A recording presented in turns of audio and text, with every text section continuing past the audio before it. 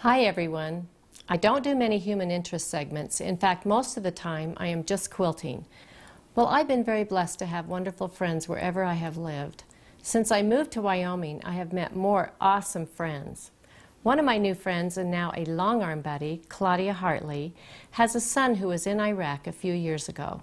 I met her son and daughter-in-law and their family of 6 children, and I thought I would love to share my new friends with you. I was fascinated by their story about the time that their son was in Iraq.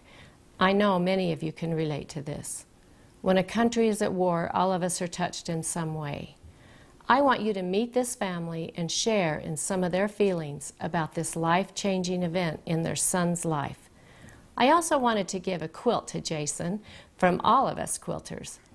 I hope you enjoy this special segment as much as I have enjoyed my time with the Hartleys. I am so excited to have Jason and Julie Hartley here. And Jason he is in the Army and has been to Iraq, and I thought it would be so interesting if we had an interview with them to give us some of their feelings. Jason, you are in the Army? The Army. The Army. And how long have you been in the Army? 11 years. 11 years. And you're not that old, so you went in... No, not old at all. But you were in Iraq in the first wave? Yes, ma'am. Initial invasion, 2003. Tell us a little bit about that. Oh, it's an exciting time. It was had by all. You know, it was a different life, different world. You know, it's kind of hard to explain unless you've been there and done that kind of thing. But it's something changes your life, and you never forget it. And you'll be a different person when you come back. Some for the better, some for the worst. How did you feel when you got called to Iraq? When you got deployed? Yes. You got deployed. I was actually quite excited. You know, every soldier wants to be tested. We train, and we had trained for years, and it's good to get out and see just what we can do when we all get together and get the different branches of the military together and see what our capabilities really are, and it's actually quite impressive. So you were anxious to serve your country? Yes, absolutely. Yeah, and was it what you expected? No, no, not at all. Tell us what you encountered over there. Boy, it's just a variety of things. Everything from beautiful sunrises to horrible, the worst experiences and the best experiences.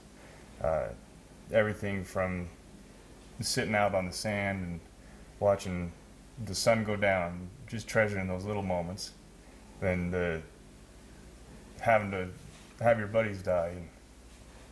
And wow. I can't even imagine the heartache that you must have gone through for some of that. I heard that it was hot over there. Yes. It was hot. Tell us about the heat. Oh, the hottest we had was 165 degrees. That was for a week straight. And then to put the gear on and the long sleeve shirts and the full battle rattle, as we call it, it multiplies the heat factor and the work you got to do. But the enemy doesn't sleep, and neither do we. So you were in tents? Yes. You lived in tents. How long were you away from your family? I was away from the family a total of 10 months. 10 months. And how many children did you have at that time? 3. 3. Yes. That must have been really hard. It was. That was the hardest part. Yeah. So, Julie. Yes. How did you feel? It was tough. It was hard for him to be gone. It was a huge shocker to go from having an extra hand to not having that extra hand there and help. Yeah. Were you worried? Oh yeah, every day, every minute of the day. Yeah, I can't imagine how that would feel to have a loved one in harm's way, and not know. Did you watch the news? I tried not to watch too much news because they tell you not to watch the news because it just makes it worse on you. Oh.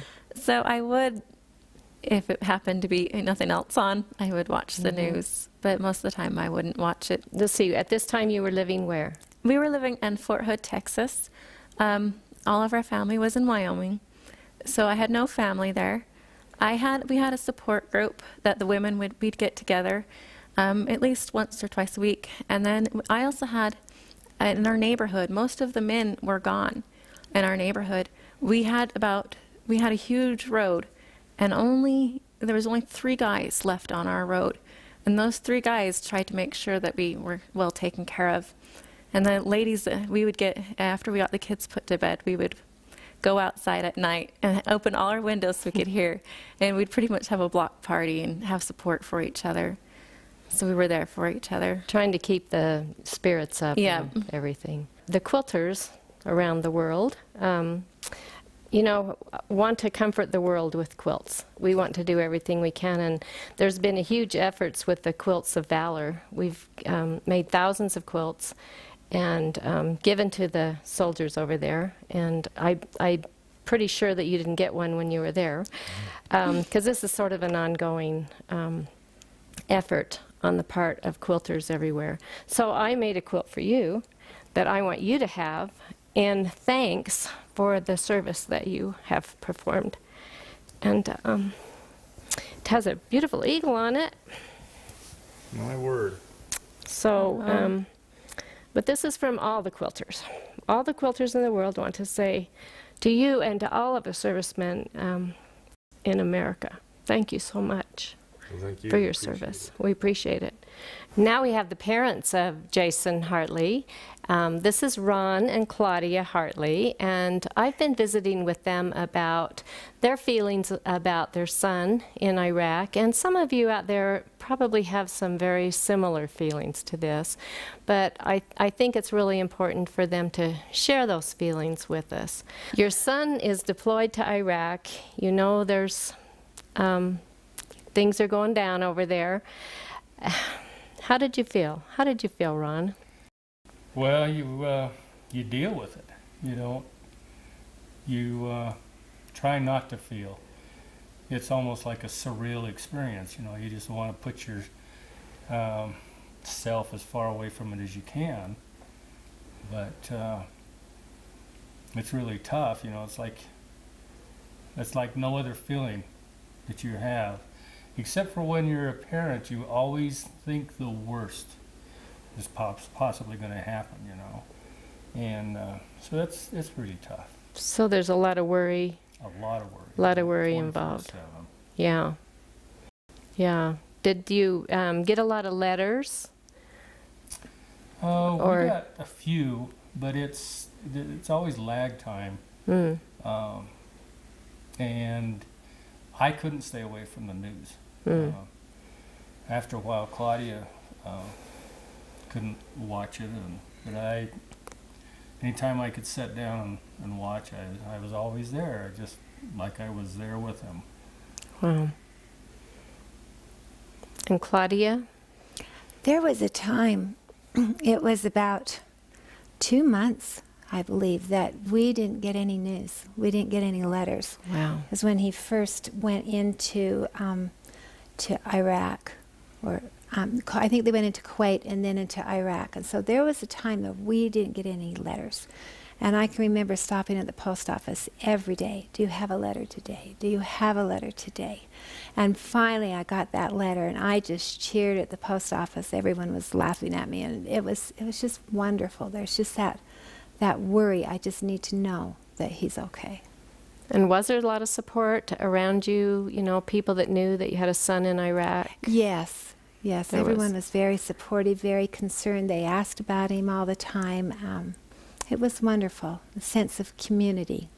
And you did something special. You work at the school, and tell us what you did at the school. Well, some friends of mine from Utah made the little flags that have the star on them, and I can't remember what they are called, but they used them back in the World Wars, and they would have a star on them, and if you hung those outside your house or in your window, that meant that you had a soldier in the military. And they sent me one of those, and so I hung that up at the school for my son, and there were other people, other relatives of children and of teachers that were in Iraq, and so we hung that out until they came home.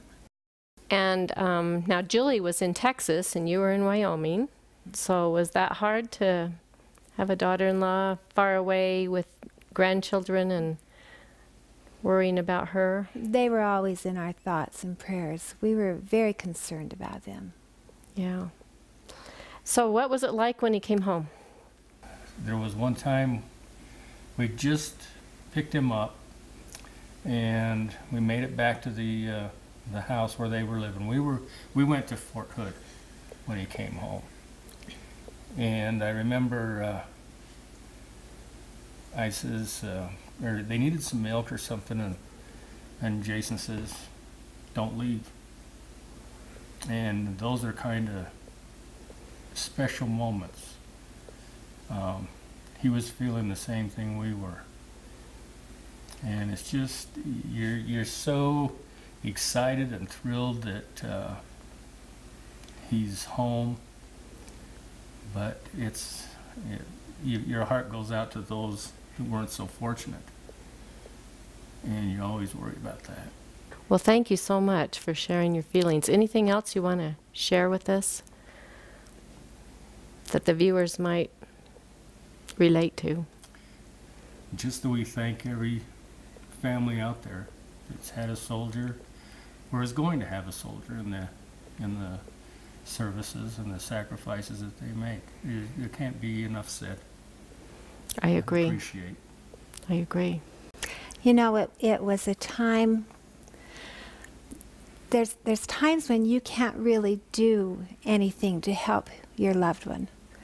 It was a time of much prayer and much thought. It was a very tender time that we felt very close to the Lord because there was nothing that we could do. It was a very special time. Just putting everything in his hands. Yes. We appreciate you sharing that so much. Thank you.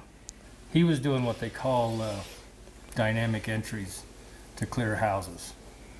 And I did the same thing in the sheriff's office when we served search warrants. And we was talking about the different feelings about what it's like to be the first one through the door when you don't know what's on the other side. And I've had some conversations with my son that the circumstances has brought us so much closer together. He is my best friend. And I'm very proud of him. I'm proud of his wife and his family, the support that they give him, and that they give other soldiers and other families that were in that situation. Bittersweet. You know, you're doing something different. You're doing something exotic. You're out there. The coolest things in the world. You know, you see things that you would never think you see. It comes right out of movies, and there's nobody there to share it with. You know, when you get lonely, there's nothing like family, nothing like the support. And I think I wrote you guys pretty frequently. I think, did you get the 2-month gap, and then did you get like 3 or 4 letters, or? And well, yeah. Then we got some. I think what happened is you got off the ship and you went into Kuwait, and something happened with the mail. I didn't have a whole lot of time for letters. You know, fortunately, I was on the initial invasion. We were kept busy, but it only allowed me so much time to write home. Mm-hmm. And so I kept the personal, emotional letters for my wife and my family. And I do the factual, and this is what's happening, and this is where I am, this is where I've been, this is what we've done. I wrote that to my parents, and I was able to cover both aspects of my personality, I suppose, if you will. I was able to preserve. That was my way of keeping a journal, because I didn't have time or the room to carry a journal. Mm-hmm. So these I was able to write on the back of an MRE box and send those home. Mm-hmm. And that was my journal, and that's how I kept record of everything. And I haven't picked them up since. But you know, it's a time that I love to remember, but I love to forget. Mm-hmm. You know, I don't want to live it again, but I'm glad I did go through it, and it's made me a better person. But the potential is there to destroy me, not just physically, but spiritually, emotionally. Every way a person can be destroyed, war can do it on either side. I'm sure you probably see that too. Absolutely. Yeah. You got to know who you are before you step off that plane or off that ship and step into wherever you're going, because you are on your own. It really defines you. Yes. Yeah. Wow. Some training just can't be done until you're there. It's kind of hard to think about it again. I mean, it's good to remember, but I think about it every day. It's still. do you? Yeah. It's been 7 years, about. Every day, a little something. Wow. Not always negative.